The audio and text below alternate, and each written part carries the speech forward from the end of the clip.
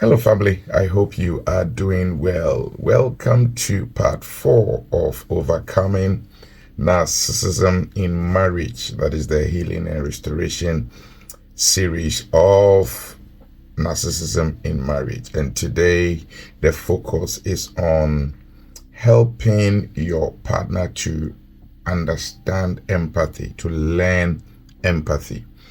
Okay, narcissists normally do not have empathy because they are in survival mode. They are in constant pain that they themselves do not even know they are in. They don't understand it. And as the Bible says that a good tree out of its good treasures only brings forth good fruit. Okay. And it says about their fruits, you will know them. What is inside them is what determines the fruits they bear. The narcissist cause so much pain to their partner and those very close to them because they themselves are in so much pain that they are not even aware of. And that pain is what they experienced in their toddler stage. Okay, the neglect, abuse, whether sexual abuse, physical abuse, emotional abuse, or neglect, or where their siblings may have been treated better than they themselves, and that pain got stuck to them and they couldn't grow out of it. The bitterness, the fight for closure, the fight to understand, the fight to be understood, the fight to overcome, the fight to be accepted, the fight for the abuse to stop or to seek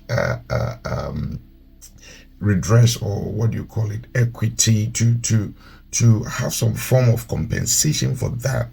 Okay, they are stuck there. They are still waiting for that resolution, which they haven't been able to achieve, and they've grown. So other parts of their mind, their brain, their bodies have grown, whilst the part, the anterior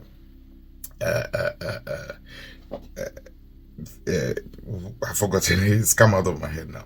Okay, where the brain processes empathy, okay, and emotional regulation, is still stuck at that toddler stage where they were going through that pain, where they were going through that struggle, where they were going through that frustration. Okay, the details are in the written text. Okay, so they are stuck there. They haven't outgrown. My understanding of this came, I was in some time ago doing a research on why couples, or why people in stable, good marriages still commit adultery. And I came across one lecture that said that people who have good partners who still commit adultery are doing so from a place of pain. And this is from a psychological PhD, okay, and a psychology PhD, and it never made sense to me that if they have a very good partner, it means the partner is not causing them pain. So why would they commit adultery out of pain? But this lecturer did not add the details. But my study into narcissism now connected the dots that because of that pain, so they are always looking for a release, for a reprieve. They're always thinking of protecting themselves, doing what will suit them. They are. It's like when someone is drowning. Okay, they are fighting for survival. They don't care if by throwing their hand it punches your face. They just want to come out of that trauma that they are going through, and that is exactly how narcissists behave unconsciously. That's the state in which they are. So that is why they deny it when you tell them you are doing this, you are doing that. They don't see that. For them, they are stuck in protecting themselves and try to come out of that pain. And interestingly, they are not even aware that they are in that pain. Okay. And they are so stuck in that place that the brain physically has refused to grow. That side that processes empathy and emotional regulation has refused to grow. It is still at the toddler stage, even though they've become adults. So when you expect them to behave with empathy like adults, no, they are still at the toddler stage, and not even a healthy toddler, a toddler who is fighting for survival.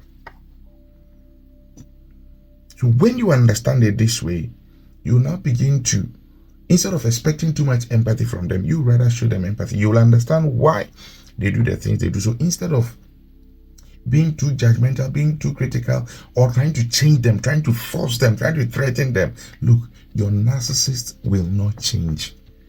Like, unless God himself works some supernatural miracle. But also understand that they are in that state and they have tend to accept it because it works for them.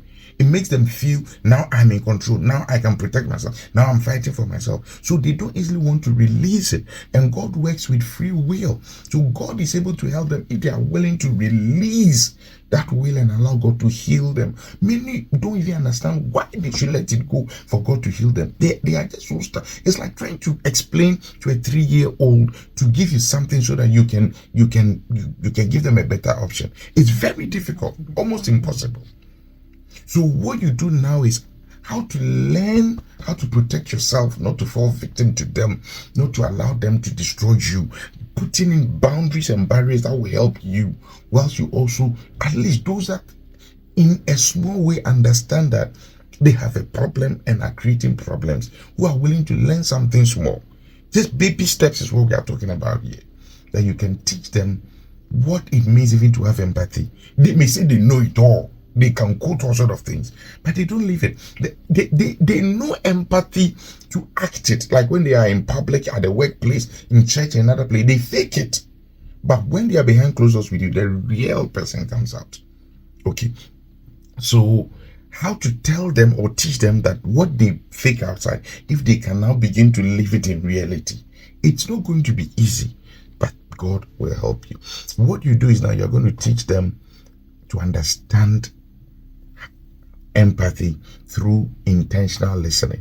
The narcissist, the average narcissist, listens only to react, only to fight back, because they feel when you are criticizing them or you are telling them something other than what they are saying or what they want, or if you are not praising them, it comes as if you are hitting them physically. That is how their brain processes criticism, correction, boundaries, trying to explain things to them that is not their own, a different opinion. Their brain processes it like physical pain. It's like they're actually being beaten. I don't know if it's connected to what they might have experienced at the early age. So that's why they fight back in the same way. That's how the brain is processing the thing. So you have to take your time to get them to understand that it is not to attack, but it is to help the person speaking to connect better with them. They are not in danger. They are safe, and you even want them to be a lot safer. And you teach them how to listen, not to chat back, not to fight back, but to receive the person. Let them understand that listening is a means of receiving a person into your heart so that they can be a blessing to you. James 1:19 says that everyone should be quick to listen and slow to speak and slow to become angry. That they should learn is how to listen with eye contact, not that frozen face, that dead body attitude they have. Even when they are not fighting back, they should make eye contact, they should smile, they should respond, they should nod, they should say tell me more, explain more, how do you mean, things like that. Teach them how to do it, and that it will be a blessing to them. Number 2, teach them to understand that they should wait and understand what the person is saying before they respond. And they should not only seek to understand their words, but also look at the person and understand their emotional state and try to take their time, give it some time to process what the person is saying before they respond, especially if their response is going to be the opposite. And that they should always seek to respond in a way that brings togetherness, not just to project what they think or what they want to protect themselves, not just to project their opinion, because that's what the average narcissist does. That they should seek to respond with understanding instead of just to make their point. Number 3 is that they should learn to share burdens, the emotional burdens in life. The narcissists, if you are married to a narcissist, you carry the burdens alone. They don't care. Okay. So if they are going to learn empathy, they have to understand that life is done in pairs. And if it's done in pairs, we share the burdens together and it makes the journey lighter. And so they should learn to listen and receive some of the burden without quickly dismissing it, minimizing it, or just giving you some quick solution to just get up and go. But actually I understand. We're going to get through this together. Like receive and let the other party know that you are with them or they are with you in that state. They have to learn how this is done. Under the understanding that they should learn to understand before responding. Proverbs 18:13 says that to answer before listening, that is folly and shame. And that's what they do. Narcissists usually would answer before they even listen. The Bible says that it is a shame to share the burdens. In Galatians 6:2, it says that carry each other's burdens, and in this way you fulfill the law of Christ. So especially the narcissist that believes he's a Christian, teach them that this is what Christ expects, that they will learn to share life's burdens with their partner, the emotional burdens, not just to dump and just go. Okay, number 4 is to learn to respond to everything with compassion. That they should learn to know that their partner also is human, who has feelings, and they also have pain and feeling just like they do. And so they should learn to have compassion. Think about anything they are doing. Think about how the other party also feels. Okay. In Ephesians 4:32, it says that be kind and compassionate to one another, forgiving one another. Okay, so they should learn not to seek to always be hard, to punish, to abuse their spouses, whether directly or indirectly, the way they do, but to feel for them. And number 5 is to seek to see things through their spouse's eyes. Okay, to see things through their spouse's perspective, that if I were this woman or if I were this man and this was happening, how would I feel? That will possibly help them to understand things better. It won't be easy because you are not talking about someone who has just decided to do this. It's a threefold cord.